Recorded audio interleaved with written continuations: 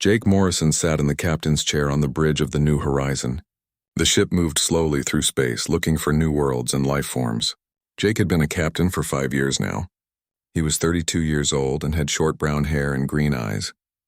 His crew trusted him because he made good choices. The quiet of space was broken by a loud beeping sound.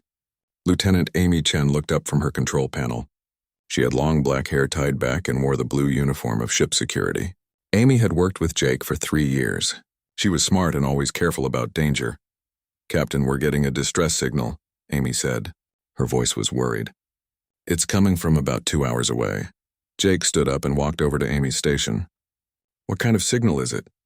Amy pressed some buttons on her screen. Strange sounds filled the bridge. The sounds were not like anything they had heard before. "It's not human, sir. The computer can't understand the language." Jake thought for a moment. They were far from Earth, in a part of space where no humans had been before. Finding alien life was their job, but it could also be very dangerous. "Can you tell how big their ship is?" Jake asked. "Yes, sir. It's about the same size as ours. The ship seems to be damaged. I'm reading problems with their power systems." Jake looked around the bridge at his crew. Ben Carter, the science officer, was a young man with red hair who loved learning about new things. Lisa Adams worked the communication systems and was very good at her job. They all looked at Jake, waiting for his decision. "Amy, what do you think we should do?" Jake asked his security chief. Amy shook her head. "It could be a trap, Captain. We don't know anything about these aliens. They could be pretending to need help so they can attack us." Jake understood Amy's worry. Space was full of dangers, and some alien races were not friendly to humans, but Jake also believed that helping others was the right thing to do. "Ben, can you learn anything else about their ship?" Jake asked. Ben worked at his science station, looking at the readings. "The ship is made from metals I've never seen before. It's very advanced, maybe more advanced than ours, but the damage looks real. I think they really do need help." Jake made his choice. "Lisa, try to contact them. Let's see if we can talk." Lisa worked on her communication system for several minutes. Then she looked up with surprise. "Captain, they're responding. And they're speaking English." A voice came through the speakers. It was female and had a strange accent, but the words were clear. "Human ship, this is Princess Zara Lynn of the Zephyrian Empire. My ship has been attacked by rebels. I request immediate help and protection." The bridge went quiet. Everyone stared at each other. They had found aliens, and not just any aliens. Alien royalty. "This is Captain Jake Morrison of the Earthship New Horizon," Jake said into the microphone. "We received your distress call." "What kind of help do you need?" "Captain Morrison, my ship's power systems are failing. I need to come aboard your ship for safety. The rebels may return to finish what they started." Amy grabbed Jake's arm and whispered, "Captain, this doesn't feel right. Why would rebels attack a princess? And how does she speak perfect English?" Jake had the same questions, but he looked at the damaged alien ship on his screen. If someone was in real danger, he had to help. "Princess, we'll help you. Prepare to be brought aboard our ship." "Thank you, Captain Morrison. I am grateful for human kindness." An hour later, Jake waited in the ship's docking bay with Amy and 2 security guards. The alien shuttle was small and beautiful, with curved lines and a silver color that seemed to shine with its own light. The shuttle door opened with a soft hiss. Jake held his breath as a figure stepped out. Princess Zara Lynn was unlike anything Jake had ever seen.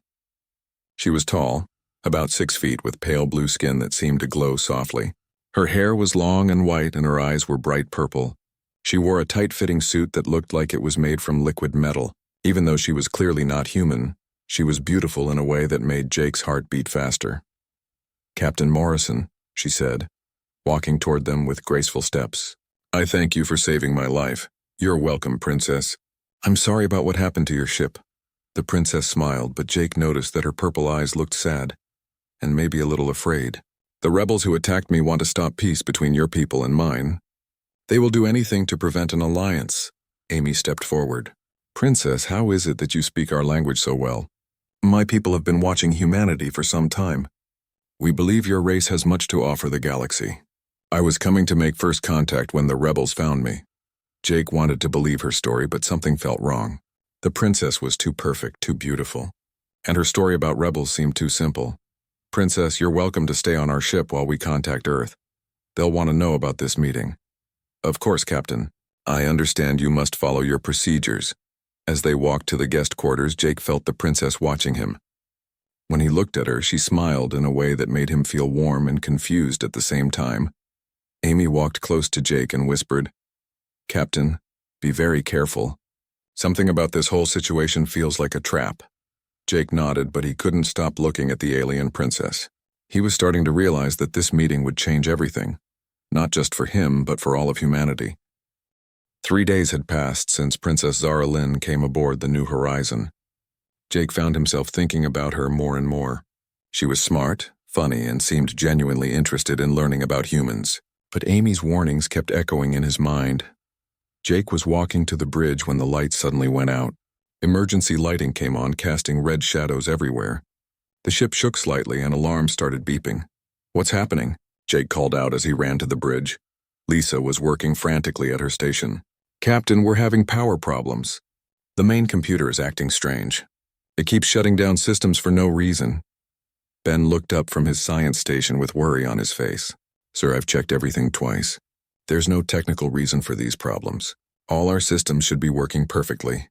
Amy appeared at Jake's side, looking tired. She had dark circles under her eyes. "Captain, it's not just the ship. The crew is having problems too. Half of them reported bad dreams last night. Really bad dreams about being attacked by monsters." Jake felt a cold feeling in his stomach. "Have you talked to the princess about this?" "Not yet, sir. But I think we should." Before Jake could answer, the communication system came to life. "Captain Morrison, this is Princess Zara Lynn. May I see you in my quarters? There is something important I must tell you." Jake looked at Amy. She shook her head, clearly thinking it was a bad idea. But Jake's curiosity was stronger than his caution. "I'll be right there, Princess." Amy grabbed his arm. "Captain, please let me come with you. I don't think you should be alone with her." Jake thought about it and nodded. "All right, but let me do the talking." They walked through the ship's corridors to the guest quarters. Jake noticed that several crew members looked tired and worried. Some of them seemed afraid, though he couldn't understand why. Princess Zara Lynn opened the door before they could knock. She was wearing a simple white dress instead of her metal suit. She looked beautiful, but also sad and worried. "Captain Morrison, Lieutenant Chen, please come in. I have been dishonest with you, and I must tell you the truth." Jake and Amy sat down on chairs while the princess stood by the window, looking out at the stars. "The story I told you about rebels attacking my ship was not completely true," she said. Her voice was quiet and full of shame. "The ships that attacked me were from my own people. They were conservative members of our government who do not want peace with humans." Amy leaned forward. "So you lied to us?" "Yes, but not about everything. I really do want peace between our peoples. That's why the conservatives tried to stop me. They fear that humans will change our way of life." Jake felt confused and a little angry. "Princess, why should we believe you now?" Zara Lynn turned to face them. Her purple eyes were filled with tears. "Because I want to defect to human space. I want to leave my people and live with yours. I believe humans have something my people have lost, the ability to trust each other." Amy stood up quickly. "Captain, this could still be a trick. How do we know she's telling the truth now?" The princess nodded sadly. "You are right to doubt me, Lieutenant Chen. My people are known for being excellent liars. We have built our civilization on secrets and manipulation." Jake felt his heart beating faster. Something about the princess made him want to trust her, even though his mind told him to be careful. "What aren't you telling us, Princess?" Zara Lynn was quiet for a long moment. Then she spoke very softly. "My people have abilities that yours do not. We can influence the thoughts and feelings of other species. It is how we have survived for thousands of years."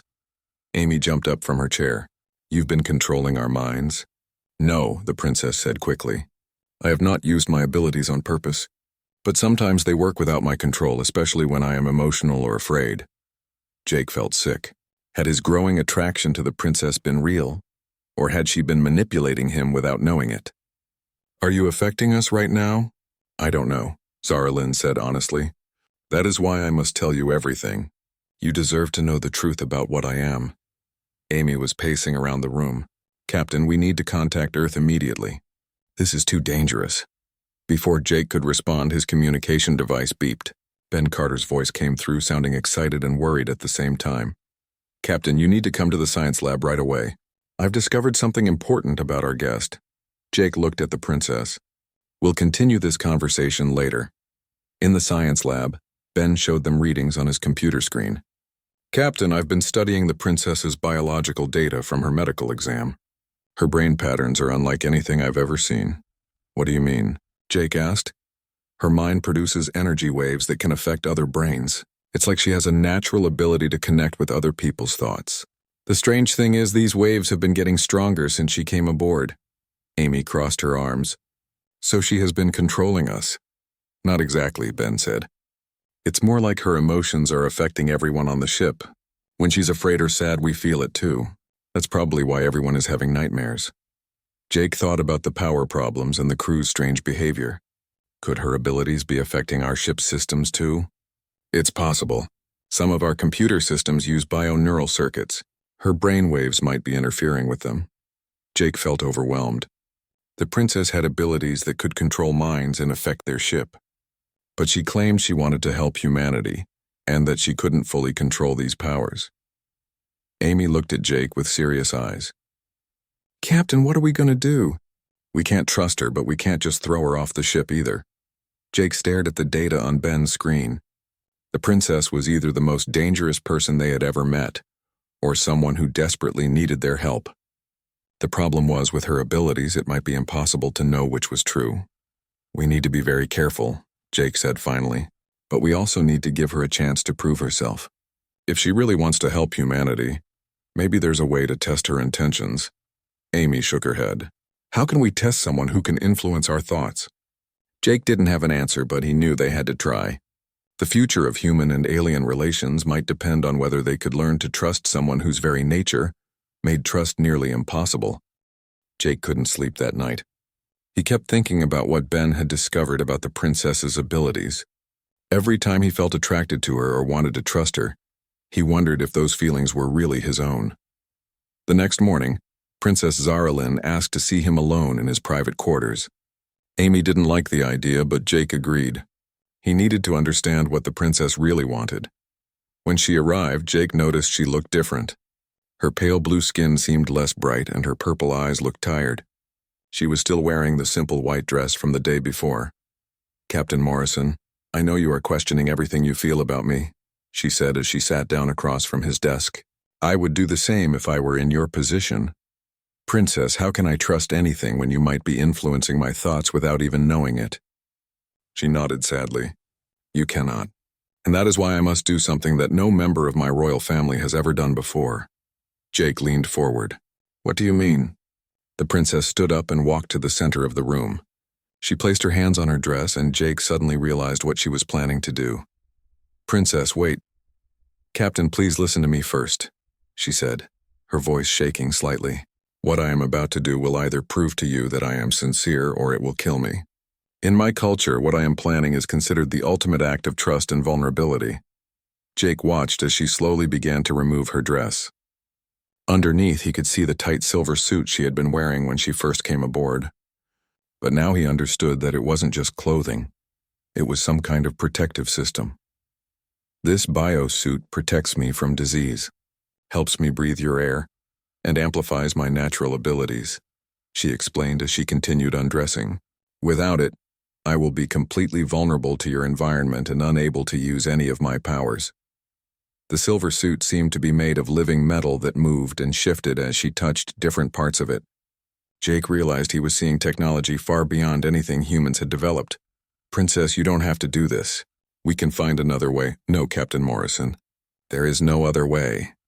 She paused in removing the suit and looked directly into his eyes. "In my culture, removing one's biosuit in front of another species is forbidden. It is considered an act of treason. If my people knew what I was doing, they would execute me." Jake felt his heart beating faster. "Then why are you doing it?" "Because it is the only way to prove that my feelings about peace are real. Without my biosuit, I will have no defenses, no special abilities, and no protection from your diseases. I will be completely at your mercy." She continued removing the complex suit piece by piece. Jake could see that each part was connected to her body in ways that looked both technological and biological. As each piece came off, she seemed to become more fragile and human-like. "Princess, if this suit is keeping you alive in our environment, won't removing it hurt you?" "Yes," she said simply. "I will probably become very sick. I may even die. But that is the point. I am willing to risk my life to prove to you that I am not trying to trick you. Jake stood up. I can't let you do something that might kill you. Zara Lynn smiled sadly. That is exactly why I believe humans can be trusted. Any of my people would let me die if it gave them an advantage. But you want to protect me even though you think I might be your enemy. She removed the last piece of the biosuit and stood before him, wearing only a simple undergarment that looked like it was made of normal fabric. Without the suit, she looked smaller and more fragile. Her skin had lost its glow and her purple eyes seemed less bright. There, she said, her voice now slightly different without the suit systems helping her speak. I am now completely defenseless. I cannot read your thoughts, I cannot influence your emotions, and I cannot protect myself from your diseases. Jake stared at her in amazement. Princess, why would you do this? Because I know you cannot trust me when I have all the advantages, she said, sitting down heavily as if the effort of removing the suit had exhausted her. But maybe you can trust me when I have none. Jake felt something he had never felt before. This alien princess had just given up everything that made her powerful to prove a point to him. She had made herself completely vulnerable to someone she barely knew. I know you cannot trust me, she continued, her voice getting weaker, but I am willing to risk everything to prove that my desire for peace between our peoples is real. Try me anyway. Jake looked at this fragile being who had just sacrificed her safety for the chance at peace. Without her biosuit, she looked almost human except for her blue skin and purple eyes. He could see that she was already starting to look sick. Princess, what happens now? Now you decide whether humans can be trusted with someone who is completely powerless. You could turn me over to your government as a prisoner. You could study me like a laboratory animal. You could even kill me and I could do nothing to stop you. Jake felt overwhelmed by the responsibility. And if I help you? Then maybe you prove that humans really are different from other species. Maybe you prove that trust can exist between people who are completely different from each other. Jake looked at this brave, foolish alien who had just bet her life on human decency. He realized that this moment would define not just their relationship, but possibly the future of human and alien contact. Princess, I think you've just taught me something important about trust, he said softly. Real trust isn't about having guarantees. It's about taking a risk on someone even when you're not sure what will happen. She smiled weakly. That is what I hope, Captain Morrison. That is what I hope. Word about Princess Zara Lynn's unprecedented act spread quickly through the New Horizon. The crew talked in whispers about the alien royal who had given up all her power to prove she could be trusted. Some thought she was brave, others thought she was crazy. But everyone agreed that nothing like this had ever happened before.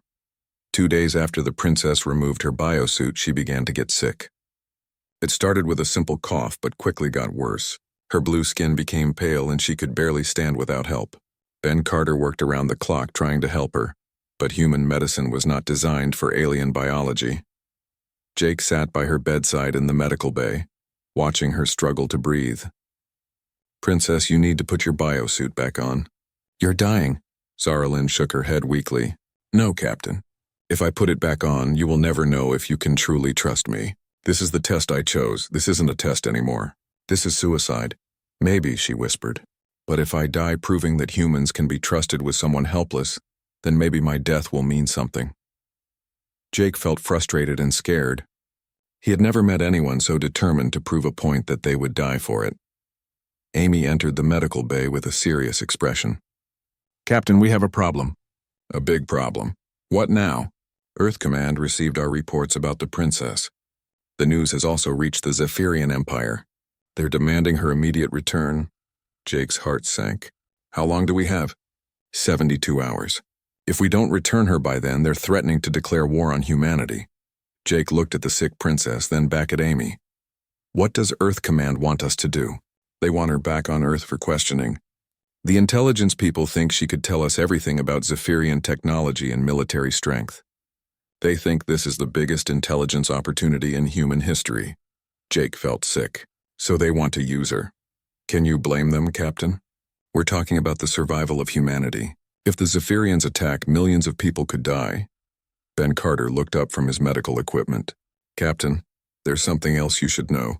Without her biosuit, the princess can't lie effectively. My scans show that her brain no longer produces the chemicals that helped her manipulate other people's emotions.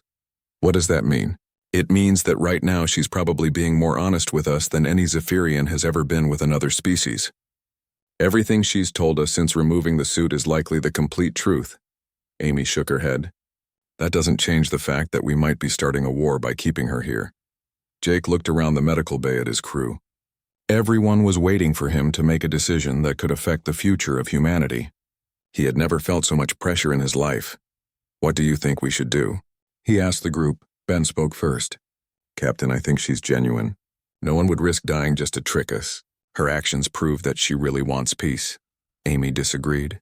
Captain, even if she's being honest now, we can't risk a war with an empire that has better technology than us. We should return her and hope for the best. Lisa Adams, who had been quiet, finally spoke up. Captain, what does the princess want us to do? They all looked at Zara Lynn, who was listening despite her illness. She tried to sit up but was too weak. I want you to do what you think is right, she said in a voice barely above a whisper. Not what is easy, not what is safe, but what is right. Jake felt the weight of the decision crushing down on him.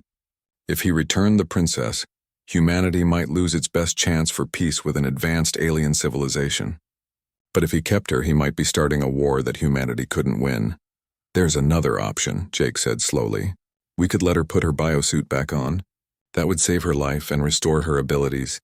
Amy looked worried, but then we'd never know if we could trust her when she has her powers back. And, Ben added, if she puts the suit back on, her people might claim we forced her to do it. They could say we tortured her or threatened her to make her put it back on.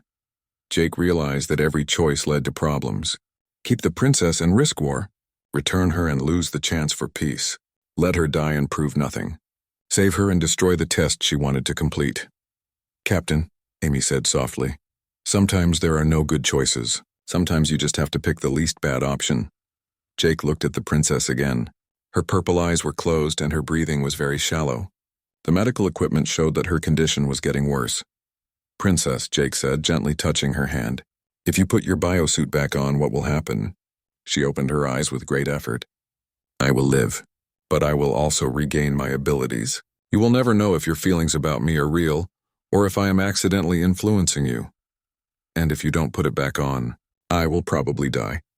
But I will die having proven that humans can be trusted with someone who is completely vulnerable. Jake felt tears in his eyes.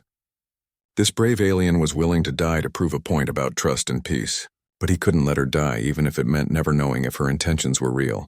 Ben, how long does she have? Maybe 12 hours, Captain. After that, it might be too late to save her even with the biosuit. Jake stood up and walked to the window looking out at the stars. Somewhere out there, an alien empire was preparing for war. Somewhere else, Earth was trying to decide how to respond. And here, on his ship, a dying princess was trying to prove that different species could trust each other. He had 11 hours to make a choice that would change everything. Jake stood by the window for a long time thinking about impossible choices. Behind him, Princess Zara Lynn was dying to prove a point about trust. In front of him, the stars held two civilizations that might soon be at war. Then suddenly he had an idea. Amy, contact Earth Command. Tell them I have a third option. Amy looked confused. Captain, what third option? We're going to do something no one expects. We're going to tell the truth, all of it. To everyone. Ben looked up from his medical equipment. Captain, I don't understand. Jake turned back to the group with new energy. Princess, can you hear me? Zara Lynn opened her eyes weakly. Yes, Captain. I want to save your life and prevent a war. But I also want to respect your test of trust, so I'm going to try something that I think only humans would think of. He pressed the communication button that would broadcast to the entire ship. This is Captain Morrison speaking to all crew members. In 1 hour, we will be broadcasting everything that has happened with Princess Zara Lynn to both Earth and the Zephyrian Empire. Every conversation, every decision, every moment will be shared with both sides. Amy stared at him. Captain, are you sure about this? Princess, Jake continued, I'm going to put your biosuit back on to save your life. But I'm also going to make sure that everyone knows exactly what happened here. Both our peoples will see that you chose to trust humans even when it might kill you. Zara Lynn tried to sit up. Captain, that is brilliant. If both sides know the truth, no one can claim deception. Jake smiled. Exactly. And it means your test wasn't for nothing. You proved that humans can be trusted with someone helpless. Now we're going to prove it to the whole galaxy. Ben started preparing the biosuit. Captain, this approach is so simple that it's genius. Instead of hiding what happened, we're making it public. Lisa, start recording everything. I want complete documentation of putting the princess's biosuit back on. I want everyone to see that we're saving her life, not forcing her to do anything. As Ben carefully helped the princess back into her biosuit, Jake explained his plan. Princess, I'm going to offer you asylum on one condition. Everything you do while you're with us will be completely transparent. Both humans and Zephyrians will be able to monitor your activities. You mean both sides will watch me? Yes, that way your people can't claim we're holding you prisoner, and my people can't claim you're deceiving us. Total honesty. As the biosuit systems came online, color returned to Zara Lynn's blue skin. Her purple eyes became bright again, and she could breathe normally. Captain Morrison, your species continues to surprise me. How so? My people have built our civilization on secrets and hidden motives. The idea of voluntary transparency is completely foreign to us. We wouldn't know how to fight against it. Amy was monitoring communications. Captain, both Earth Command and the Zephyrian Empire are receiving our broadcasts. Earth Command says this is highly unusual, but they're willing to support your decision. What about the Zephyrians? They seem confused. They keep asking if this is some kind of trick. Princess Zara Lynn laughed, a sound like silver bells. Of course they're confused. They cannot understand why anyone would voluntarily give up the advantage of secrecy. Jake sat down next to the princess, who was already looking much healthier. Princess, do you think this plan can work? Captain, I think you have just solved a problem that has existed in galactic politics for thousands of years. No one has ever tried complete honesty before because everyone assumed it would be a sign of weakness. And you don't think it is. I think it might be the greatest strength anyone could have. When you have nothing to hide, no one can use secrets against you. Over the next few hours, Jake broadcast detailed explanations to both civilizations. He showed them recordings of the princess removing her biosuit, her illness, and her recovery. He explained every decision and every conversation. The response was remarkable. Earth Command was impressed by Jake's innovative approach. The Zephyrian Empire was so confused by the complete transparency that they didn't know how to respond with their usual political tricks. Captain, Amy reported, the Zephyrian Empire is withdrawing their demand for the princess's return. They say they need time to analyze this unprecedented situation. Princess Zara Lynn stood up, now fully recovered. Captain Morrison, you have done something amazing. You have created a new form of diplomacy based on trust and openness. Will it work long term? I believe it will. In fact, I want to help make it work. I formally request permission to become the first Zephyrian ambassador to humanity, working under your new system of complete transparency. Jake smiled. Ambassador Zara Lynn, I think that sounds perfect. 6 months later, Jake found himself at a special ceremony on Earth. Ambassador Zara Lynn stood beside him as they signed the first transparent alliance agreement between humans and Zephyrians, Captain Morrison, she said as they finished signing. Do you ever regret your decision to trust me? Jake looked at the alien woman who had become one of his closest friends and most trusted advisors. Ambassador, I learned something important from you. Real trust isn't about being certain. It's about taking a chance on someone even when you don't know what will happen. And what did you teach me? That the strongest position isn't having all the power. It's being willing to give up power to prove your good intentions. The ceremony ended with representatives from both species agreeing to expand the Transparent Alliance to include other alien civilizations. As Jake watched human and Zephyrian diplomats working together openly and honestly, he realized that sometimes the most human thing you can do is show that being human means something special. Princess Zara Lynn, now Ambassador Zara Lynn, had risked everything to prove that trust was possible between different species. Jake had risked everything to prove that humans could be trusted with that gift. Together they had changed galactic politics forever. Captain, the ambassador said as they walked away from the ceremony, I have a question. What's that? Are you ready for our next mission? There are 17 other alien civilizations that have heard about our success. They want to learn about this thing humans call trust. Jake laughed. Ambassador, I think humanity is just getting started.